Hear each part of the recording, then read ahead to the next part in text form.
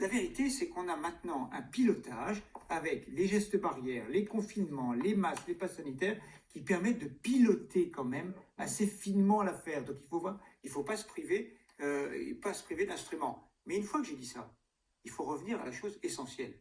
Le moteur majeur, c'est le trouillomètre.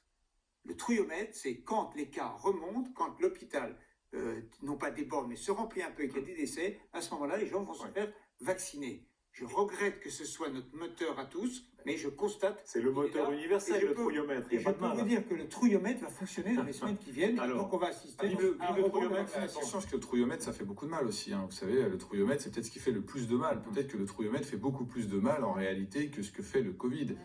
Pour rassurer quand même un petit peu les gens, il n'y a plus la capacité de créer un drame en France. C'est-à-dire que toutes les simulations disent qu'on ne saturera pas les services de réanimation avec ce qui va se passer. Donc il y aura une tension hospitalière. Est-ce que pour une petite tension hospitalière, il faut maintenir cet état-là pendant des mois et des mois? Il y a un arbitrage qui n'est pas simple à faire. Donc je ne suis pas d'accord. Le principe de précaution, c'est un principe de précaution sur le Covid. Ce n'est pas un principe de précaution sur la santé publique des Français. Si on revient au tout début de l'épidémie, la fameuse courbe que dessinait Olivier Véran, le but c'est que tout le monde ne soit pas malade en même temps. On y revient tout à l'heure. Là, on est totalement dans cette logique.